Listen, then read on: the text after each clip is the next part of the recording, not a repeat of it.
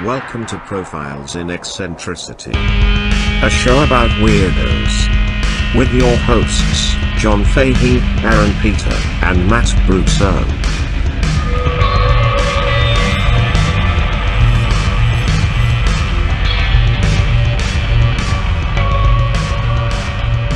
Check, check, ladies and gentlemen, boys and girls, children of all ages. Welcome to an event I'm very excited for. I'm so glad you all are in attendance to the live taping of Profiles in Eccentricity. May I please introduce to you your three, look at these gorgeous, handsome men. This is Mr. Matt Brousseau, ladies and gentlemen. Mr. John Fahey. Oh, my God. And the one and only Aaron Peter. Guys, give it up for the crew.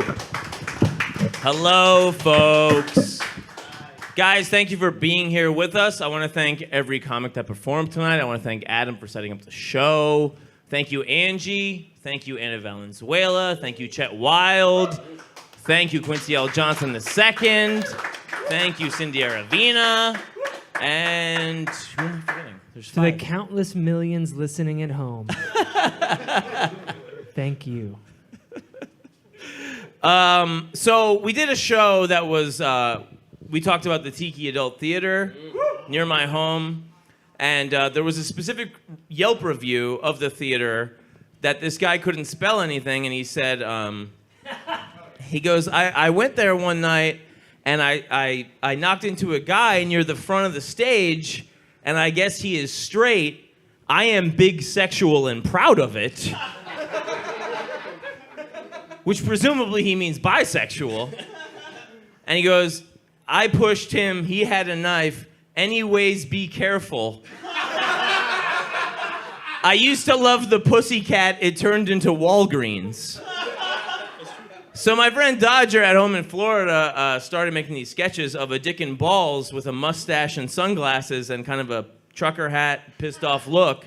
And he started naming him Big Sexual. And he started sending me, every episode of the show, he would send me a new Big Sexual sketch that coincided with whatever was going on. So then the other day he asks me for my address. And right before the show, I get this package. It cost him $12 to send it to me. Right? And he spelled your address wrong. Yes. He doesn't know. He doesn't. He is big sexual. Kudos to the Postal Service for getting it there anyway. Yeah, they get it. But this is like, I open this up and I'm like, okay, this is big sexual right here. If you guys want to see. So big sexual is that. Try it out. Try it out. John, what is that? That is bread. This is bread. It's golden bread. That he spray painted gold new way, and he drilled screws into it, and he wrote PIE Profiles in Eccentricity, try it the fuck out. Oh my God. And he put a hook on top, like I'm gonna hang it on something. Put it on your Christmas tree. Yeah. So I know that he works at a supermarket, and I'm assuming he just swiped this bread or bought it. Yeah, he's like, can I use this first? And then he spent $12. And you know, the cost of hardware, etc. Anyway, you guys can pass that around. That's big sexual. It's solid. I mean, it is petrified bread. Yeah, I mean, how long am I supposed to keep it? I don't think you're allowed to ship that into California. Yeah, it's probably a health hazard. We're going to pass this around so Yeah, everybody everybody get a touch. You guys can try it out. Everybody try it the fuck out. Mind if I have a swig of piss? Yes, we have a piss stool. There's a stool of This is piss. the lazy, This is all beer piss. The It's lazy very- cruising. Yes. Look at that. Spins. Lazy coozing, that's nice. And you can get us more piss. We'll try it out. Anybody we don't wants care. to If you bring wanna us give us more piss. we will drink it. Yes. Matt, you have a dirty, low-down story to tell. I suppose so. Yes. Yes, that's why we're here, folks. Should I do it? Set it off. Okay. All right, folks. 1973. Who was there? Shut up.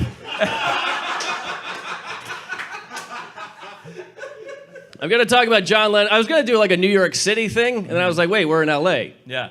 Big difference. You bet. We're at the Hollywood Hotel. Of The Hollywood Hotel of Hollywood. in Little Armenia. It's not just a hotel of Hollywood. It's the hotel. The one. You guys get it. Thank you. People at home, come here and check it out. 1973, John Lennon's Lost Weekend in L.A.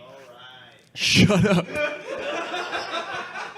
We do have a mic here if anyone wants to come up and like if they have any thoughts and stuff. Do not try it out. Yeah.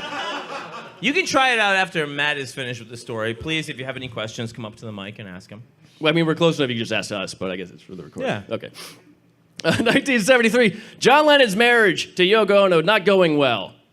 All right, he's released 3 albums at this point by himself. 1970, his Plastic Ono Band. 1971, Imagine. These were great, well-reviewed albums. And then 1972, he released an album called Sometime in New York that he made with like the Mothers of Invention. It was a half-live album. It was not well received. Robert Christgau, you know, the dean of rock critics. I always quote this guy to John. He said, half caterwauling live weirdness, half tuneless topical rock songs. That was his review of that. I love the word caterwauling. I don't know what it means, but it sounds fun. It's like a cat going ape shit. Cats love that. Yeah. Is that for real? Yeah. Try it out. All right. And then in 1973, he released an album called Mind Games, which again, Christgau wrote, sounds like outtakes from Imagine and Plastic Ono Band. Ugh. Not a positive review. No. Now, Yoko was tired of him at this point. Yoko said she called herself a moving on kind of girl. When she gets like bored, she gets like tired, she's just like, I'll just cut the relationship off and I'll just move on. Right. And John said Yoko looks at men upon men as assistants of varying degrees of intimacy, but basically assistants. Yeah. And then he said, this one's going to take a pee, and then he left. Huh. It's true. It's from a 1980 Playboy interview him and Yoko did. It's pretty amazing. You should check it out after this, after you're done listening to all of us, I suppose. Right. You can look it up during mine. I don't know. Thank you, Aaron. So Yoko had an idea, and John and Yoko had an assistant. She was this a young Asian woman named May Peng, and Yoko said, John, you and May are going to go sleep together in L.A. for a while. This is true. She sent their assistant with John to L.A. so he could realize his life and then come back to her and figure out their marriage. May Peng? May Peng. She's Chinese. Yes. You really put that one together, didn't you?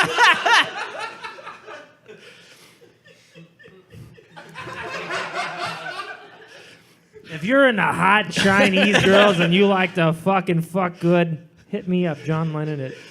Does May Peng have a say? Oh, yeah, but not really. I say it's her friend. In the way that if your boss was like, you're going to be doing garbage work for a while, you're like, Right, I guess. I guess. Try it out. Try it out. Because she said Yoko was like standing behind her one day going like, John and I aren't doing well.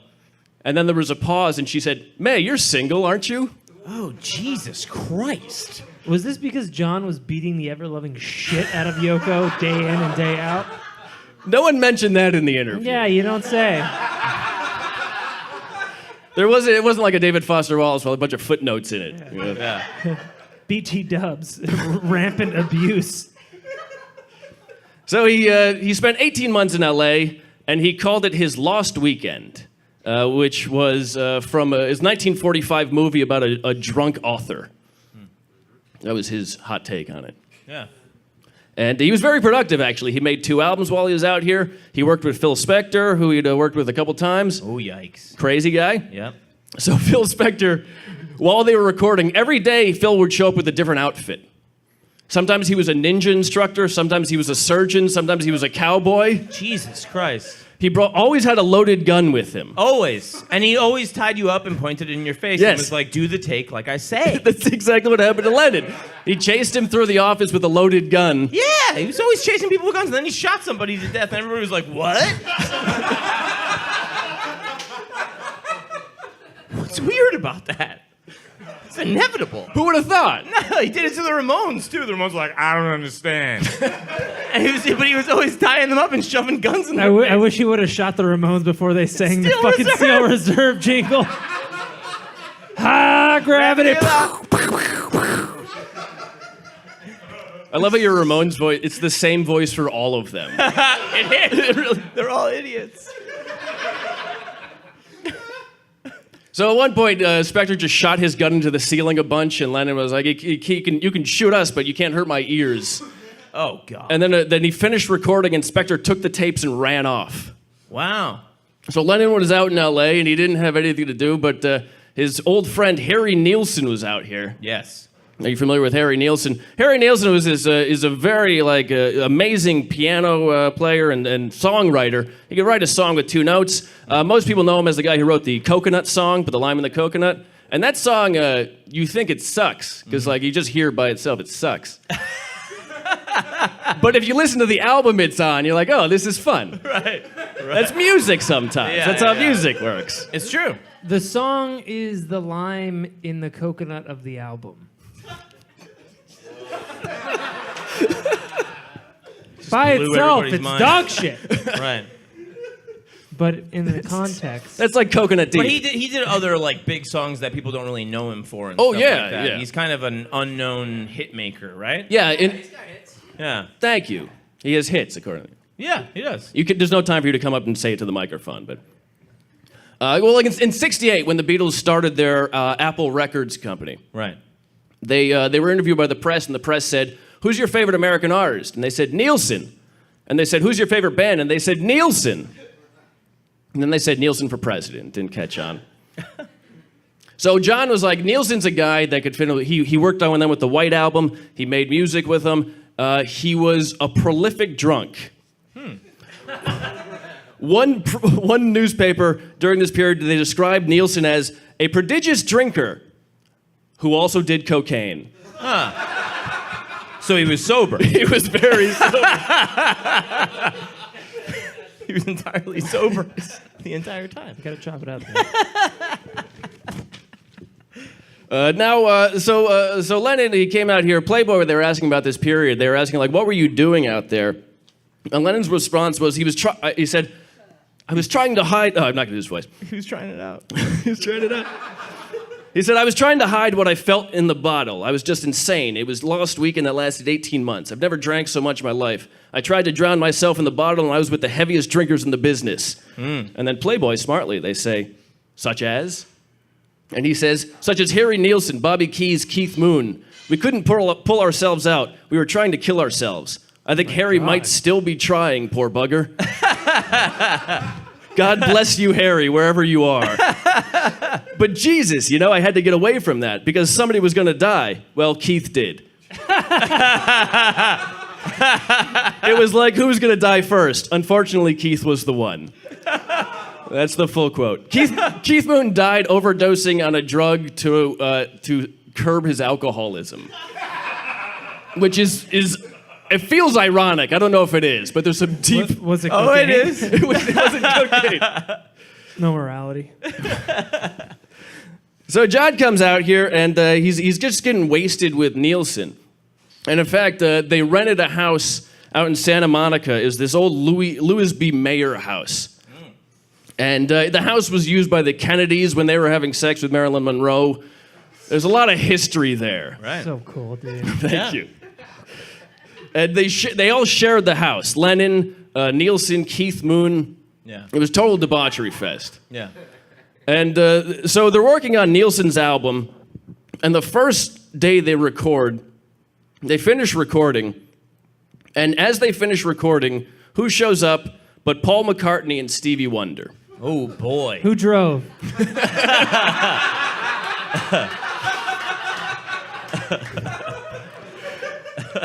And they just have a jam session, and it sucks. It's interesting to me that Paul McCartney still wants to hang out with John Lennon. John Lennon said in this interview, he said Paul would just show up wherever he was and be like, hey, can we hang out for a little bit? Oh, that's so sad. That's so sad. We were in the Beatles together, weren't we? Poor guy. So this jam Wings isn't working out, is it? Sorry. Do you have any more Beatles jokes? I'm sorry. So this jam session is recorded, and this is the first track off of it.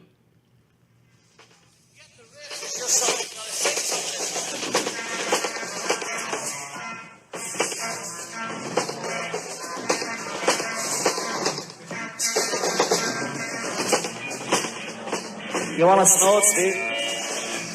Dude, it's going round. Oh my God. The first track is John Lennon offering Stevie Wonder cocaine. Wow. Try it out. Try it out. Yeah. Oh, that's so cool. I don't know, like, Did they have to like? Aaron, I know what you're gonna say. I know what you're gonna Did they have to like roll up the dollar bill for him and point his head down at the table and be like, all right, Stevie, now just breathe.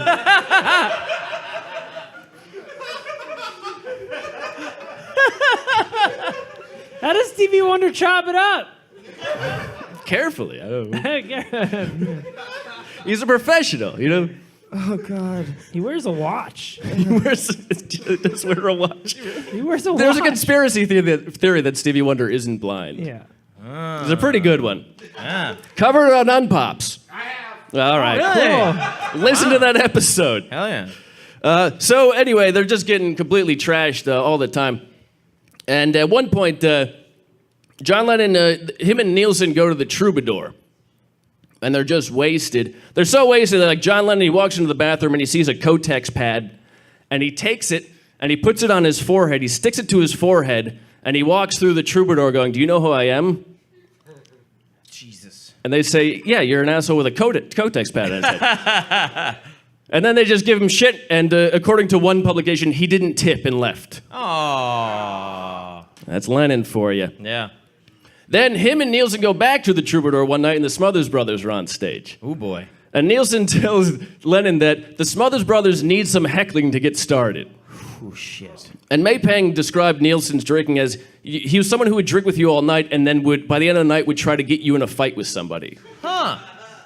So he was just goading Lennon into just heckling the Smothers Brothers, to the point where Tom Smothers said, Nielsen said they need some heckling to get started. Some of the worst language I've ever heard. They had a real buzz on. Cognac and toot, I guess. And it was a mess. So there's a tabloid publication called, I don't know what it was called, but I thought it was called Jacoba Atlas. Turns out that's the name of the person who wrote it. Which sounds like a publication. Yeah. So this was their write-up of that event. They said, "Finally, the Smother Brothers manager Ken Fritz came over and asked Lennon to leave. The ex-Beatle took a swing at Fritz but missed. Fritz swung back. Then Lennon took a glass and threw it at the manager. He missed Fritz but hit a waitress. Ugh. By this time, the bouncers had zeroed in and Lennon was thrown bodily off the premise. But not before knocking over several tables, trashing several patrons' dinners, but all was not over yet for the Beatle. On the way out, a 51-year-old Hollywood matron attempted to take his picture. Lennon, she reports, hit her, Oh my God. and she filed suits with the sheriff department. Oh. Lennon and Nielsen then got in the car, and Lennon, according to Nielsen, turned to him and said, like I wrote this down, this is a good one. He said, "I love to get some girls and some acid and fuck them."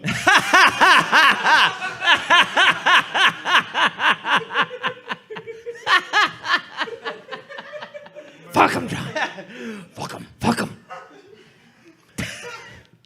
Nielsen called a female friend of his who had some LSD and a girlfriend, and they went over and they fucked for 2 days straight on acid. Jesus Christ. Where the fuck is May Pang the whole time? Just watching like, this sucks. I'm Chinese. You know, the Smothers brother, one of the Smothers, I think maybe you were telling me this. One of the Smothers brothers has a son who's a gay porn star. I did not This tell is you great. this. Oh. This is amazing. Yeah. Yeah, you told me about it. Had nothing to do with my own research. And his name is Dick Smothers. Oh! Real Yeah, name. clap for that.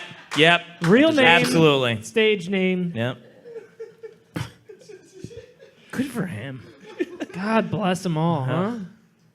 So at the end of it, I'll just, Lennon was cured.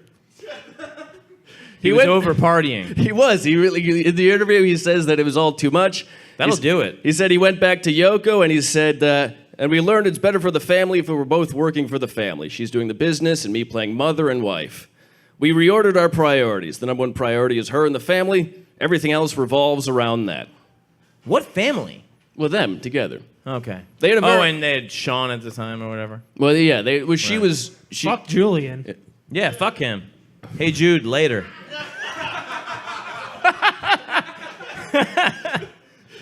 But that's John Lennon's Lost Weekend in L.A. Oh yeah. Very nice.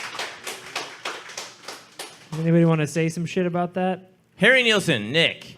Is he featured a bunch on the Goodfellas soundtrack? Is that the same guy? Am I right? Midnight Cowboy. Yes, Really? Everybody's talking was they chose Oh, that. that's him.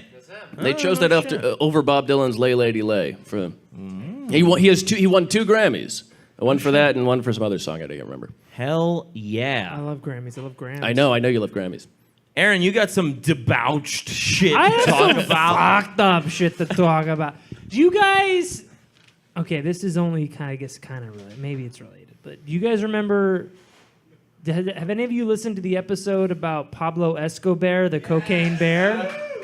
All right. This one has a little bit to do with that. Yeah. And I want you to picture something. I want you to picture yourself as an old man or a woman or non-binary, whatever, but you're old. And you're in your house in Tennessee in the morning, and you walk out your driveway in your loafers or your Crocs or whatever. It's 1985, so probably moccasins.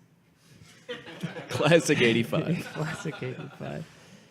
And you walk out and you find the mangled body of a man wearing night vision goggles, a bulletproof vest, an undeployed parachute, and a duffel bag filled with 80 pounds of cocaine.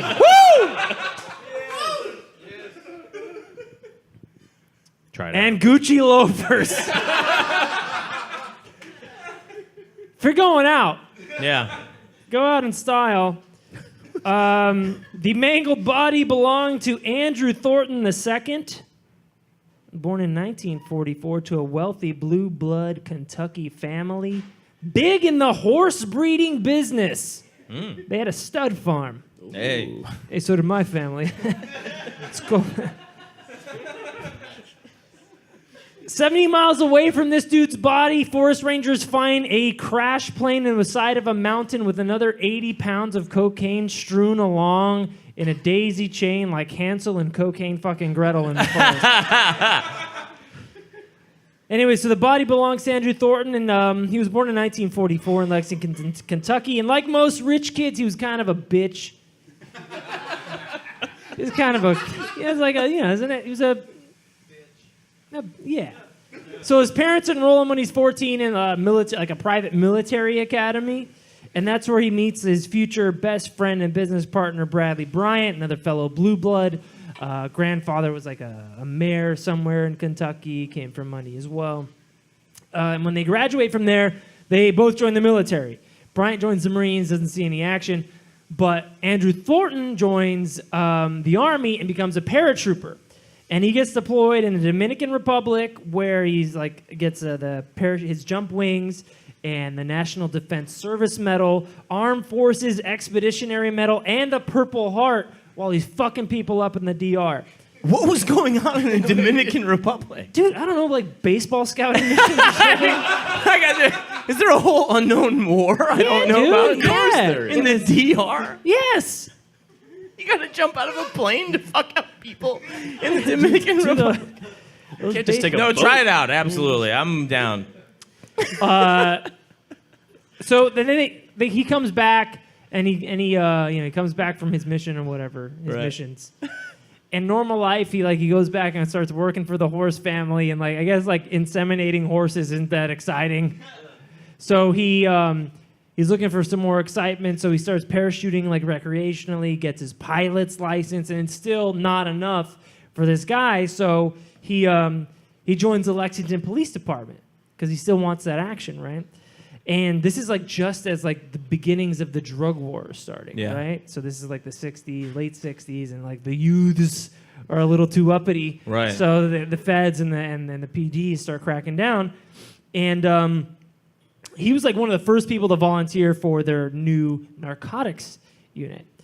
And while he's working in the narcotics unit, he meets this guy Harry Vance, also from another like higher up Kentucky family. Vance wasn't like the smartest guy of the crew, but he was like pretty and could talk and was very charming. And he joined the undercover narcotics unit. Ooh. Okay? So they're like posing as like hillbillies and like making coke or what? Like No, I think more like playing the role of himself and buying lots of coke, like that kind of guy. Like he's like dropping from planes and buying coke. No, this is Vance. This is the other guy who's in the undercover. So Thornton is like beat narcotic cop, like Vice, right? So he just gets off on the thrill of like planting drugs on people and beating the shit out of them. Jesus That's Christ. his deal, right? There's not a lot of oversight. This is the beginning of the drugs war. They all just see what they see in movies and they reenact it. So like he's just, going out there being a cowboy. Dude, in Kentucky, anything goes, dude. I've been to Lexington. That shit is wild. I'm telling you, dude, that fucking place is still in 1985. I'm serious. At best. Dude, it is old school. Yeah. So they still have a Yeah, like people will be like, and, some chicks are gonna show up, and you're like, oh, okay. No shit, you guys got chicks here? Dude, it is a time warp. Seriously, if any place in America, Kentucky is back there. Let's go. Kinda. Try it out. They have AIDS yet?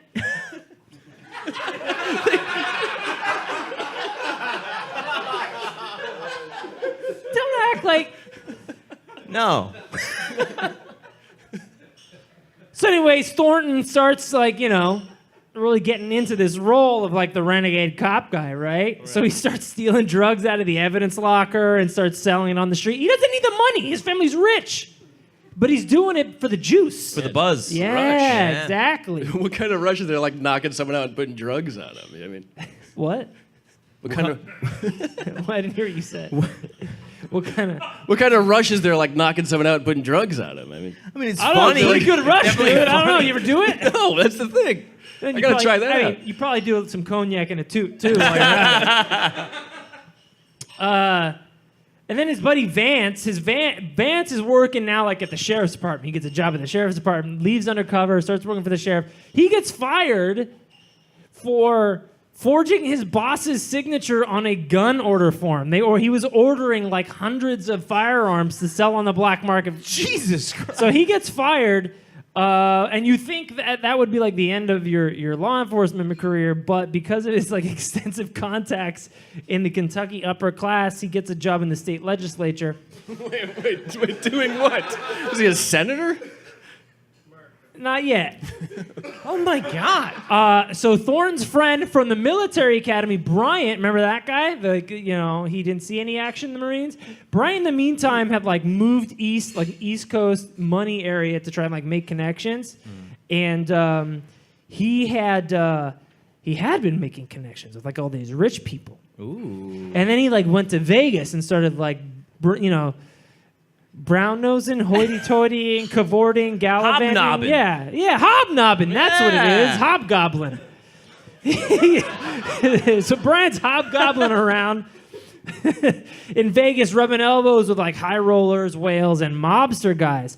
And so he gets into like people who have the means and the desire to import massive amounts of drugs from overseas, right? So they all hook back up together again. Bryant, Vance, Thornton. The crew. Yeah. They hook up together, and in 75, they start a company called Executive Protection. And it's a private security firm that, quote unquote, supplies bodyguards for all of these rich Vegas types, right? All these high rollers guys. But really, it was just a front so that they could order vehicles, planes, and weapons for their new drug smuggling operation, right? Chop Incorporated. Boom. They called their crew the company. Ah, yeah. I like Chop Incorporated myself.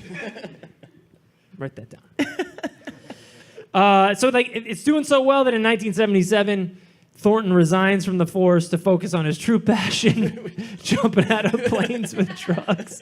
So wait, hold on. He resigns. For 2 years he was doing it while he was a cop. Oh, he was God. smuggling drugs, and then he practiced law. I think that was also a front too. It's a little the details are a little nebulous. What was there. that like party like when he left? Like, oh, he's leaving to better things. Yeah. Yeah. Man, he's driving a Lamborghini. Man, whoo. Poor guy, retiring early. Man, those are nice Gucci loafers. Being a cop sure is cool. Vance becomes administrative assistant to the governor of Kentucky. This is the guy that forged his boss's signature on a weapon requisition form. Becomes the administrative assistant to the governor of Kentucky. So he's Thornton's like eyes and ears in the government, right? And like they don't really hang out much, so they can keep a low profile. But still, like the city of Lexington starts buzzing with rumors of like there's some serious drug smuggling going on. There's corruption in the state legislature and the police department. This woman, Melanie Flynn, 24-year-old blonde, Irish. disappears. She disappears, and she's connected to this guy, Bill Kanan, who's a friend of Thornton and a member of the company. I think she saw too much. Uh-oh. She just disappears. Ooh. So then Bryant's hungry, right? Bryant, like, he likes that. He likes being the guy. He likes being the rich guy, the hobgoblin, nobbing, brown-nosing guy, right? So he's like, business development guy, and he brings in the Chagris brothers. And the Chagris brothers are like international fucking drug smugglers. They have connections in Colombia for the cocaine and the Middle East for heroin. They are like the guys. They wear fucking cowboy hats and shit like that. They're crazy. Yeah. But Thornton's like skeptical on all these. He's a little hesitant because they're under federal investigation by the Department of Justice. Oh. Wait, he's skeptical of the brothers with cowboy hats who do worldwide work. Yeah, he's like, I don't know if I want to like get all these eyes and ears on us, right? And they're under federal investigation. But that like, I don't know if they got better or worse, but somebody fucking fired an automatic rifle at the prosecutor investigating those guys in Florida. Just unloaded a clip into his Buick. Oh. But he survived. But he survived. A month later, one of the Chagris brothers is murdered in his own office. Trouble. So Bryant's like, we're going to keep doing this shit. Thornton's like, I don't know about that. Hold the phone. Yeah. Yeah. But they decide to try it out. And Thornton flies the company's DC-4 into South American jungles and comes back with 10 tons of weed. 10 tons of weed. Yeah. Yeah. Tons. In a plane. In a plane. That got off the ground. And then got back on it safely. $2 million worth of cargo. So they unload it at their they have like their own fucking airfield in Kentucky, Bluegrass Airfield. Yeah. They unload it there. Then he takes the plane, leaves it abandoned in the forest. The cops find it. They turn it over to the DEA. They do their investigation. DEA abandons the investigation. What? So this starts leading to speculation, like, this Thornton got connected to the DEA. How well connected is he? Yeah. That was never really figured out. They're so rich. Other than the next fact, which the judge that was presiding over the Chagris brothers case, fucking assassinated. Ooh. First federal judge in 100 years to be my assassinated. God. Yep. Wait. Meanwhile, in Philadelphia. Yeah, straight up murder. Meanwhile in Philadelphia. Meanwhile, in Philadelphia. Hotel maid smells weed coming from one of the rooms. Call Nosy. Yeah, mind your own fucking business. Yeah. I think I smell weed in there. Shut up. Cops come. Shut up. Cops come. Instead of finding some burnouts, they find $25,000 worth of cash, some weapons. Wait. They abandoned the plane, but they didn't get 2 rooms? I think, dude, I don't know. I just fucking work here. Like, Yeah. I think they just like, left some shit around. I think they just forgot. Plus, hanging out is fun. Dude, fucking Sure hanging it is. out's the best. Weapons, money, night vision goggles, and a manifest, like with a list of names and a lease. Big trouble. Big trouble. So the cops go over the lease and names, and they find like the paperwork for a lease to a warehouse in Lexington, Kentucky. Okay. For those of you who've not been. In that warehouse, more like fucking tons of guns, money, drugs, more like tons of night vision goggles. Apparently, night vision goggles are this thing in 1980s late 70s Kentucky, and these were all traced back to the China Lake Naval Facility in California. What do you mean night vision goggles were a thing in Kentucky? They found them on his dead body. They're in this but I fucking mean, they're a warehouse. thing everywhere. You see in the Oh, dark. when was the last time you saw them besides Jurassic Park? Silence of the Lambs. Oh, yeah. That was before. Was it? Way before. I don't know. You see in the dark. It was set in the 80s. You know, it was hot then. Dude, if I had a pair of night vision goggles, I'd be wearing them. I love that you're saying that coal mining Kentuckians are way into night vision goggles. They're into weird shit. Dude. How else They you wear see in the camo coal to mine. Walmart. You're right. the You're coal right. mine. No, you're right. Ever been into a coal mine? It's dark as fuck. Okay, so where was I? All right. Bryant gets indicted, right? Bryant gets indicted for like smuggling shit out of a China Lake naval facility, having all this weed, all these guns, all these goggles, right? Arrested. Not guilty. Totally not guilty. Found not guilty. Hell yeah. Fuck all y'all. Yeah. Hell yeah. People in Kentucky are like, what the fuck's going on? This sounds horrible. But Yeah. fear not, good citizen. 6 months later, he's arrested by the DEA trying to sell 800 pounds to undercover agents. Oh. Where's Oh my the God. other guy? Thornton, he gets indicted as well. But he starts zipping around the country in his Cessna. He starts just like hopping from state to state. Now we're talking. But then he gets found out. He gets arrested wearing a bulletproof vest, night vision goggles.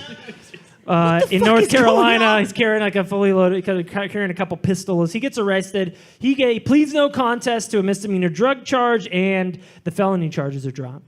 He only does 6 months in prison and fined $500. And he has his law license suspended. Ugh. Yeah. So he did his time, and he gets out, and he just like goes off the rails here. He's like wasting no time. He gets in a twin-engine Cessna, flies to Colombia, and flies back overnight with 200 pounds of cocaine. $37 million street value at that point in time. He's being tracked by the feds. Yeah. And so they're like blasting his radio, like, listen, fucko. Shut up. Are you serious? Yeah. In the plane? Yeah.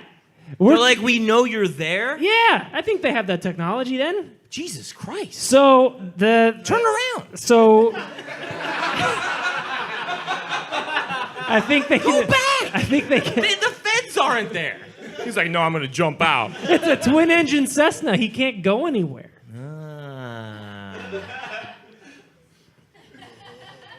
So he anyways, so he starts dumping loads of cocaine. Hell yeah.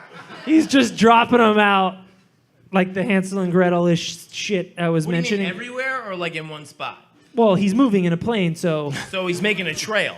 right. Right. He's just unloading it, only straps the 80-pound duffel onto his back Yeah. and jumps out of the plane. It makes you fall so much faster. Is it because it's coke? It's a hyper descent. Yeah, nice. Woo!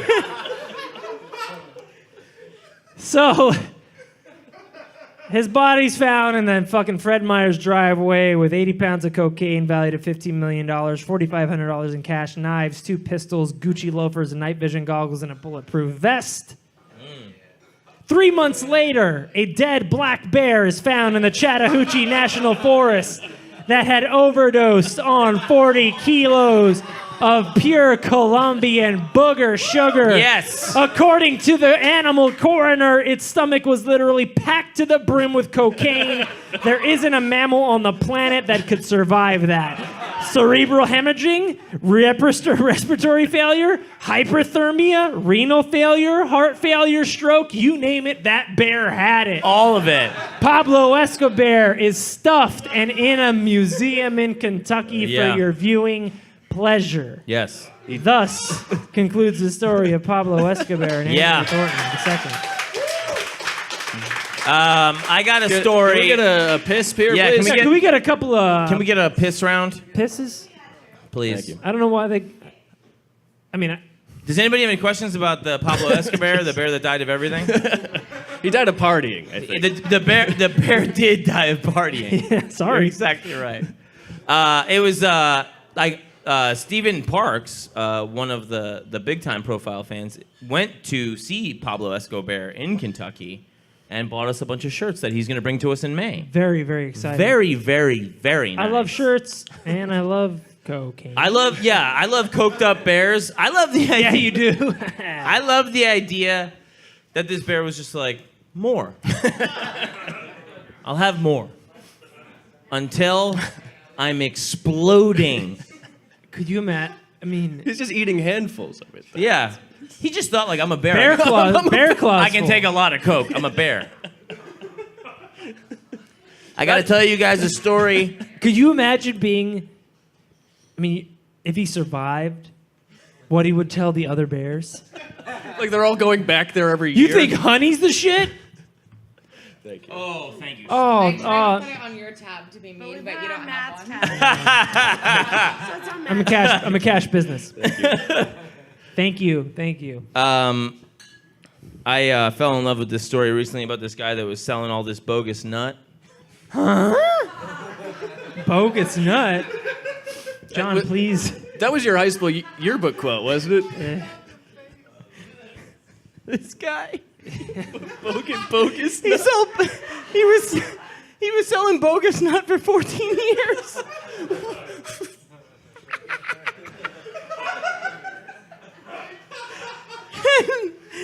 And he got like 10 lawsuits because people found out who he was, because like he wasn't who he was on paper. They tested his nut? No, dude. This guy is 39. His name is Chris Agalis in Athens, Georgia. He just surrendered himself to the authorities because he has been sued a lot by a lot of people that got a lot of kids that thought they were getting some deluxe nut. Nut. This guy, They got some low-rate counterfeit spunk. dude, this spunk, you would pass Bunk? it. You Some it was bunk-ass spunk. You wouldn't take this spunk off the street. He fathered 36 kids. And he's a total psychopath. Oh, no. And they thought he was a genius. In a way, wasn't he? Yes! He was a sperm donor for the Zytex Corporation from 2000 to 2014. Zytex told their customers he was healthy. 160 IQ. That's Stephen Hawking and fucking Einstein. He's not. He's the father of 19 boys and 17 girls. And he said he speaks 5 languages. And he's working on a PhD in neuroscience engineering. But he's a college dropout, a janitor, a waiter, schizophrenic, bipolar, narcissistic personality disorder, delusions of grandeur. So he's the president. So he's, yeah. He's got a future. He's telling everybody all this shit about himself. He's got DUIs. He's an ex-con from burglary, disorderly conduct. Total maniac. Total psychopath. Zytex, the corporation that was selling his nut, inadvertently revealed his email to the families. No, that was a. Do you have the email address? No. But some people are saying that Zytex was encouraging false profiling, like being like, tell him you're a genius. But they said that when he donated the nut, they didn't take as much as a driver's license. They did no background on this dude. And there's this piece in the Atlantic where it's a mother like hugging this kid, his kid. And she's like, I can't believe my kid might be nuts. But you bought the nut. You know what I mean? Like, don't do that. In my opinion.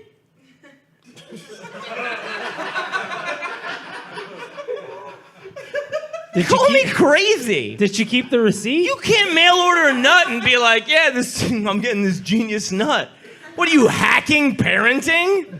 Get the fuck out of here, man. Life hack. Fuck a dude. Yeah. My kid's a genius. I bought dope nut. Where'd you get it? The back of Cosmo. Zytech. The best nut. So I guess like some mother of one of these kids started messaging other mothers of his nut. And being like, yo, do you know who this motherfucker is? Because they showed us the email. And then they looked him up and he's total psychopath. So then everybody started suing him. All the kids now are like toddler age to 12 years old. And yikes. they're all selling their nut. But but the kids? Yeah, it's like an Amway pyramid scheme of nut.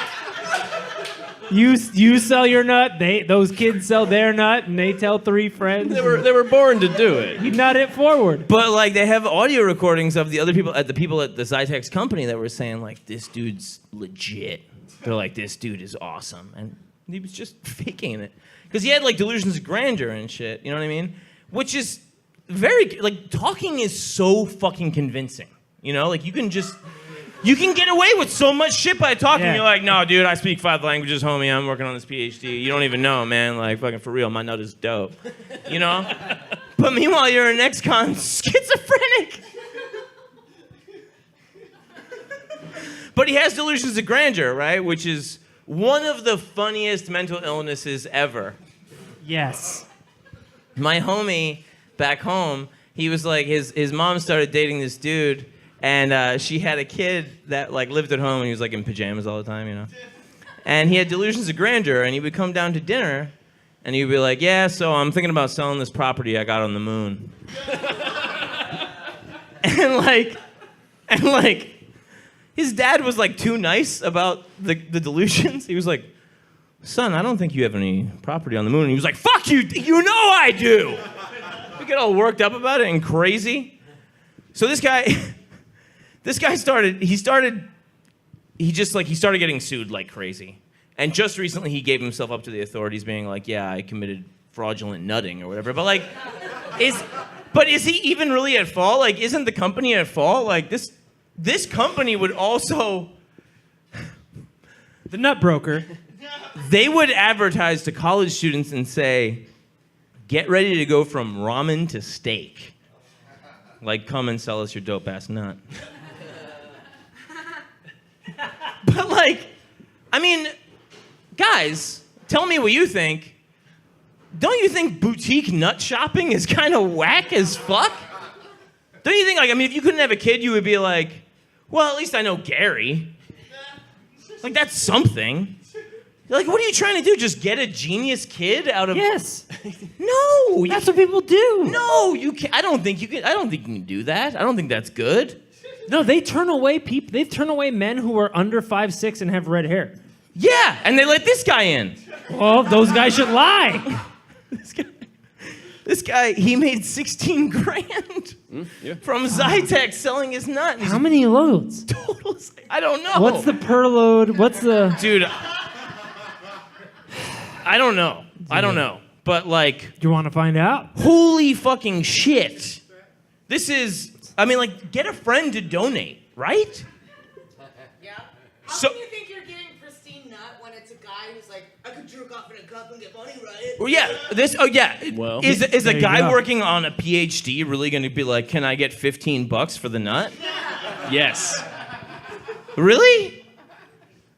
I think this is the time for me to admit that I was a sperm donor at UCLA. Yeah, dude, so was I. I didn't even go there. I didn't go there either. I found it on Craigslist. That's so gross. I might have 75 children in the next few years. Right. Well, protect your email. Yeah. Because It goes out. they might be catching up with you. Change it, yeah. Like, I mean, there's no real cost for this company. You know, Probably like the liquid nitrogen or something. well, nut is cheap, right? Nut's free, It's but so free. to keep It's it so cold, free. you got to keep that stuff cold. But you know? this nut was going to. It's from Athens, Georgia, right? It's going to San Francisco. It's going to Canada. Wait, they're international International nut nutting. company? They should be called the internet. Like, In her national. dude, Gay men can have children too, Peter. What are you? They can have surrogate children? Yeah, but it's got to go in her. Oh, you're right. You win this round. Thanks. I don't know what's going on in this wheel of piss, but I'm just trying it out. You know what I mean? I think It's Olive Garden piss. I like this. So this case is still going on. I don't know if like he's going to get prosecuted. I think the Zytex Corporation is going to get sued like crazy because a bunch of these kids might be super crazy. There's 36 of them. Jesus. But also, don't get nut through the mail. Yeah. I'm calling it. Yeah. I'm taking a stand. Yeah. Come get it right here. Look around you. There's nut. Listen, if my nut is super bogus and I want to have a kid, obviously I'll look to Matt. Thank you. Right? It works. But like, I know you. I don't want to be like, let me buy this genius nut. And don't use a middleman. They just jack up the price. They don't give a shit. Get it straight from the horse's cock. Yes. Because an actual genius is going to charge so much more than 16 grand, presumably. You hope so. So you can't. Would not be jerking off into a cup for money. Right. Well, unless you're a weirdo. Try it out. Spaz. You know? Freak. But yeah, so that's the deal. I'm gonna follow the trial of please update Chris this Aguilas and just don't buy nut through the mail, folks. Buy local. Yes. Buy local nut. Yeah. Try it out. Try it out. Try it out. John, that was a great story. I love stories about nut. I know. love stories about drugs. Yeah. I love. I didn't know what I was gonna do for this show, and I was like, I just wanted to be able to come. It's very So on I had to it's on brand. specifically go searching. You have a For Google cum alert stories. for cum. Did somebody come? Yes. We love you, everybody. I'm John Fahey. I'm Matt Brousseau. And I am Aaron Thank you, Pita. folks. This Try it was out. Profiles in Eccentricity. Live. Yes. Yeah, wow. We love you. Thank you.